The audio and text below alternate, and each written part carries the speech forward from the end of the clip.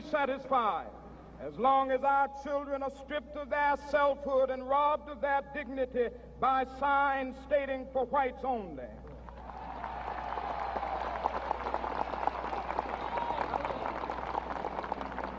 We cannot be satisfied as long as a Negro in Mississippi cannot vote and a Negro in New York believes he has nothing for which to vote.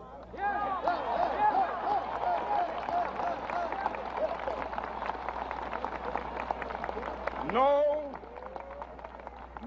we are not satisfied, and we will not be satisfied until justice rolls down like waters and righteousness like a mighty stream.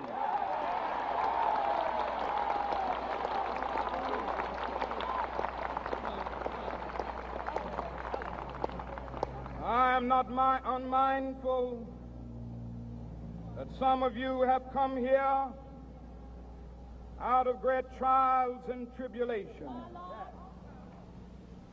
Some of you have come fresh from narrow jail cells.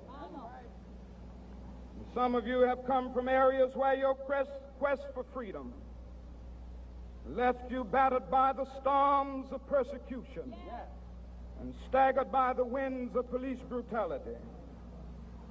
You have been the veterans of creative suffering. Continue to work with the faith that unearned suffering is redemptive. Go back to Mississippi. Go back to Alabama. Go back to South Carolina. Go back to Georgia. Go back to Louisiana. Go back to the slums and ghettos of our northern cities. Knowing that somehow this situation can and will be changed. Let us not wallow in the valley of despair.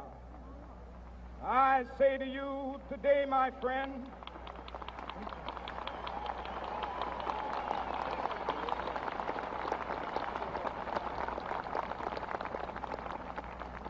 so even though we face the difficulties of today and tomorrow, I still have a dream.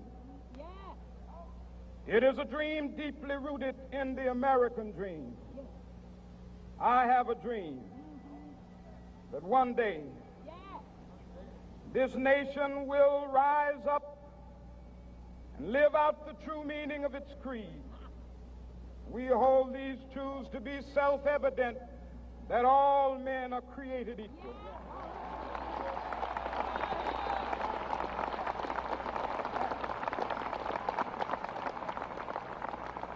I have a dream that one day on the red hills of Georgia, the sons of former slaves and the sons of former slave owners will be able to sit down together at the table of brotherhood. I have a dream that one day, even the state of Mississippi, a state sweltering with the heat of injustice, sweltering with the heat of oppression, will be transformed into an oasis of freedom and justice. I have a dream that my 4 little children will one day live in a nation where they will not be judged by the color of their skin, but by the content of their character. I have a dream today.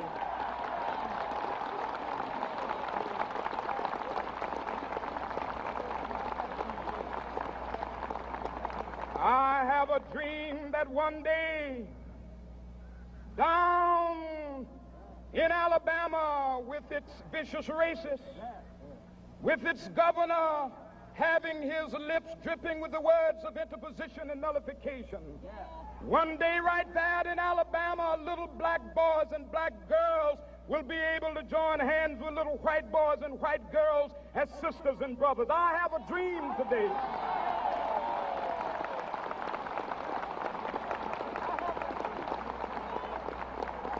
I have a dream that one day every valley shall be exalted, and every hill and mountain shall be made low. The rough places will be made plain, and the crooked places will be made straight, and the glory of the Lord shall be revealed, and all flesh shall see it together. This is our hope. This is a faith that I go back to the South with. With this faith, we will be able to hew out of the mountain of despair a stone of hope. With this faith, we will be able to transform the jangling discords of our nation into a beautiful symphony of brotherhood. With this faith, we will be able to work together, to pray together, to struggle together, to go to jail together, to stand up for freedom together, knowing that we will be free one day. This will be the day. This will be the day when all of God's children will be able to sing with new meaning, "My country, tears of thee. Sweet land of liberty, of thee I sing. Land where my fathers died, land of the pilgrim's pride. From every mountainside, let freedom ring. And if America is to be a great nation, this must become true. And so let freedom ring. From the prodigious hilltops of New Hampshire, let freedom ring. From the mighty mountains of New York, let freedom ring. From the heightening Alleghenies of Pennsylvania, let freedom ring. From the snow-capped Rockies of Colorado, let freedom ring. From the curvaceous slopes of California. But not only that, let freedom ring from Stone Mountain of Georgia. Let freedom ring from Lookout Mountain of Tennessee. Let freedom ring from every hill and molehill of Mississippi, from every mountainside. Let freedom ring. And when this happens,